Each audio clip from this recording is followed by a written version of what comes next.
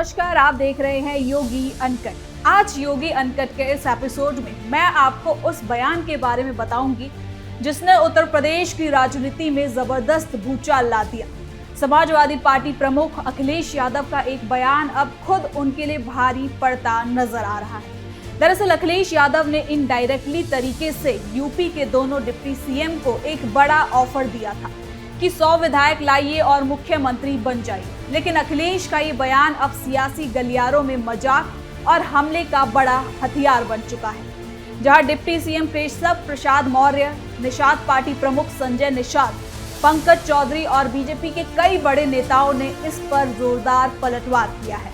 किसी ने इसे राजनीतिक ड्रामा बताया तो किसी ने कहा कि भाड़े के पहलवान से कभी चुनाव नहीं जीता जाता।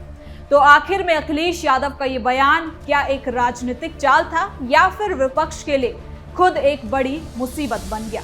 क्योंकि सत्ता पक्ष ने इस बयान को अपना चुनावी हथियार बना लिया है और 2027 की लड़ाई में इसका क्या असर पड़ सकता है, तो चलिए बिना किसी काट छाट के जरा विस्तार से इस पूरे मामले को जानते हैं बिल्कुल योगी अनकट अंदाज में।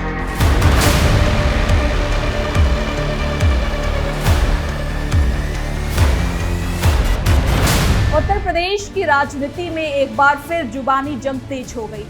समाजवादी पार्टी के राष्ट्रीय अध्यक्ष अखिलेश यादव के एक बयान ने सियासी हलकों में हलचल मचा दी।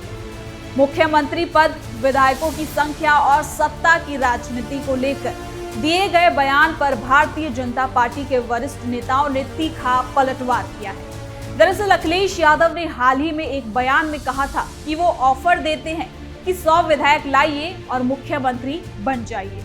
हम लोग ऑफर देते हैं, वो वापस रिवाइव करते हैं ऑफर दोबारा, 100 विधायक लाइए और मुख्यमंत्री बन जाइए। अखिलेश यादव के इस बयान के बाद राजनीतिक गलियारों में चर्चा तेज हो गई। सपा प्रमुख के इस बयान को बीजेपी नेताओं ने राजनीतिक हताशा और सत्ता पाने की बेचैनी से जोड़कर देखा। केशव प्रसाद मौर्य ने जमकर धोया, अखिलेश को विधायक बचाने की दी सलाह। दरअसल डिप्टी सीएम केशव प्रसाद मौर्य ने पलटवार करते हुए कहा कि समाजवादी पार्टी में बीजेपी से तो कोई आने वाला नहीं है। अखिलेश यादव अपने विधायकों को बचा ले तो बड़ी बात होगी। केशव प्रसाद मौर्य का अखिलेश यादव पर पलटवार काफी चर्चा भरा है, क्योंकि साथ ही ये भी कहा कि 2047 तक समाजवादी पार्टी सत्ता से बाहर रहेगी। सपा की नैया डूब रही है और उसका भविष्य अंधकारमय है। 2027 ही नहीं बल्कि 2047 तक सत्ता वियोग में रहेगी। उन्होंने ये भी कहा कि सपा बहादुर अखिलेश यादव का बयान हताशा का परिचायक। आपको बता दें कि इससे पहले भी उप मुख्यमंत्री केशव प्रसाद मौर्य ने अखिलेश यादव पर निशाना साधते हुए सोशल मीडिया प्लेटफॉर्म एक्स पर लिखा था कि गुंडई की राजनीति की विरासत का दौर लंबा नहीं चल सकता और अगली पीढ़ी में फिचुल फेंकने लगता है।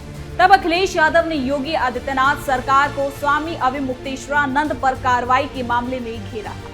तो वहीं डिप्टी सीएम केशव प्रसाद मौर्य के समर्थक नेताओं ने भी सपा अध्यक्ष के बयान पर अपनी राय देते हुए कहा कि अपनी पार्टी के दम पर सरकार बनाने की स्थिति में नहीं है, इसलिए वो दूसरों के विधायकों पर निर्भर रहने की बात कर रहे हैं।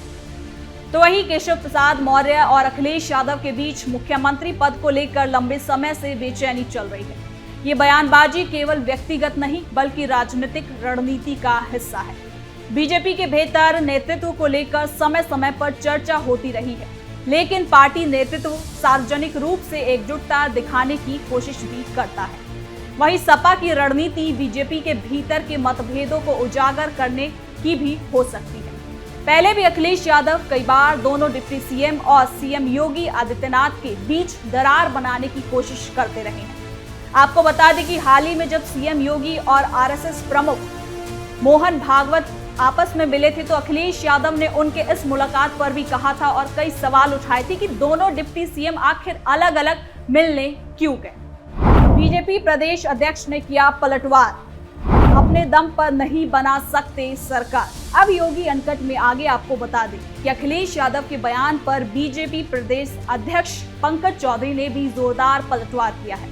उन्होंने कहा कि सपा प्रमुख का ये बयान उनकी निराशा और राजनीतिक कमजोरी को उजागर करता है।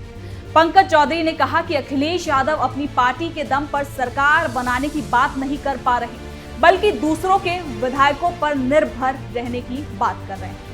उन्होंने इसे जनता के साथ छलावा बताया और कहा कि जनता अब सपा की राजनीति को समझ चुकी है। इस दौरान पंकज चौधरी ने यह भी कहा कि बीजेपी का संगठन मजबूत है और पार्टी कार्यकर्ता लगातार जनता के बीच काम कर रहे हैं। उन्होंने दावा किया कि बीजेपी सरकार ने विकास, कानून व्यवस्था, इंफ्रास्ट्रक्चर, स्वास्थ्य और शिक्षा के क्षेत्र में कई बड़े काम किए हैं, इसलिए विपक्ष के पास अब केवल बयानबाजी ही बची है। उन्होंने सपा पर परिवारवाद और तुष्टीकरण की राजनीति का भी आरोप लगाया और कहा कि बीजेपी सर्व समाज की पार्टी है जो सभी वर्गों के हितों के लिए काम करती है। बीजेपी प्रदेश अध्यक्ष ने यह भी कहा कि सपा की राजनीति केवल जाति और वर्ग पर आधारित रहती है, जबकि बीजेपी ने सभी वर्गों को साथ लेकर चलने की नीति ही अपनाई है। उन्होंने ये भी दावा किया कि जनता 2027 के चुनाव में फिर से बीजेपी को सत्ता सौंपेगी और विपक्षी दलों के बयान केवल राजनीतिक शोर ही बनकर रह जाएंगे। संजय निषाद ने भी निशाना साधा। इस राजनीतिक विवाद में कैबिनेट मंत्री और निषाद पार्टी के राष्ट्रीय अध्यक्ष संजय निषाद भी कूद पड़े। उन्होंने अखिलेश यादव पर तीखा हमला बोलते हुए कहा कि राजनीति एक अखाड़े की तरह है जिसमें अपने दम पर लड़ना ही पड़ता है। संजय निषाद ने तंज कसते हुए कहा कि भाड़े के पहलवानों के सहारे कोई अखाड़ा नहीं जीत सकता। संजय निषाद ने आरोप लगाया कि अखिलेश यादव खुद सरकार बनाने की ताकत नहीं रखते और केवल बयान देकर सत्ता में आने का सपना देख रहे हैं। उन्होंने कहा कि अगर किसी पार्टी के पास अपने दम पर बहुमत नहीं है तो उसे जनता के बीच जाकर अपनी ताकत बढ़ानी चाहिए, न कि दूसरों के विधायकों पर अपनी निर्भरता को टिकाना चाहिए। उन्होंने सपा पर पिछड़ों और वंचित वर्गों के नाम पर राजनीति करने का भी आरोप लगाया है। आपको बता दें कि संजय निषाद ने कहा कि अगर सच में पिछड़ों की राजनीति करनी है तो उनके अधिकारियों के लिए ईमानदारी से लड़ाई लड़नी होगी। उन्होंने दावा किया कि बीजेपी सरकार ने पिछड़े वर्गों, मछुआ समुदाय और बाकी वंचित समाज के लिए कई योजनाएं लागू की, जबकि सपा केवल राजनीतिक लाभ के लिए उनके नाम का इस्तेमाल करती रही है। आपको बता दें कि उत्तर प्रदेश की राजनीति में बयानबाजी कोई नई बात नहीं है, लेकिन जैसे जैसे 2027 विधानसभा चुनाव नजदीक आ रहा है, राजनीतिक दलों के बीच आरोप प्रत्यारोप और तीखे हमले होते जा रहे हैं। सत्तारूढ़ और विपक्षी दोनों ही अपनी रणनीति को धार देने में जुट गए हैं। तो वही 2027 के विधानसभा चुनाव से पहले उत्तर प्रदेश की राजनीतिक जो माहौल है वो काफी ज्यादा सरगर्मियों से भर गया है।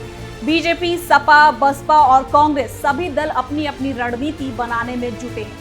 बीजेपी जहां योगी सरकार के विकास कार्यों और कानून व्यवस्था को अपनी बड़ी उपलब्धि बता रही है, वहीं सपा सरकार पर महंगाई, बेरोजगारी और किसानों की समस्याओं को लेकर हमला कर रही है।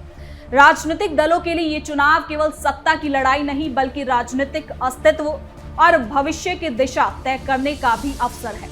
बयानबाजी, गठबंधन, जातीय समीकरण और विकास के मुद्दे सभी चुनावी रणनीति का हिस्सा बन चुके हैं। यूपी की जनता की भी भूमिका इस चुनाव में काफी ज्यादा खास हो जाती है, क्योंकि जनता विकास, रोजगार, शिक्षा, स्वास्थ्य, कानून व्यवस्था और सामाजिक न्याय जैसे मुद्दों पर सरकार और विपक्ष दोनों को परख रही है।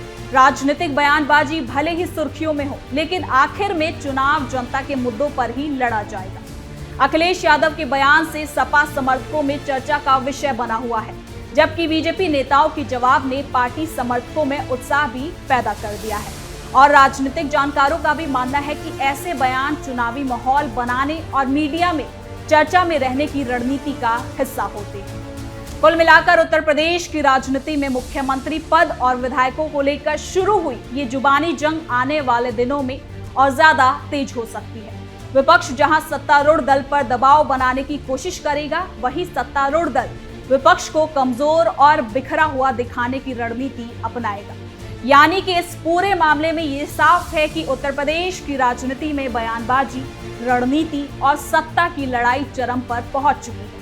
2027 के विधानसभा चुनाव से पहले राजनीतिक दलों के बीच ये सियासी जंग और ज्यादा तेज होने वाली है। आने वाले समय में दोनों पक्षों की रणनीति, गठबंधन और जनसमर्थन ये तय करेगा कि सत्ता की कुर्सी आखिर किसके पास जाए। तो फिलहाल के लिए योगी अनकट में इतना ही। देखते रहिए कैपिटल टीवी उत्तर प्रदेश। कल फिर मिलेंगे नई खबर के साथ। धन्यवाद।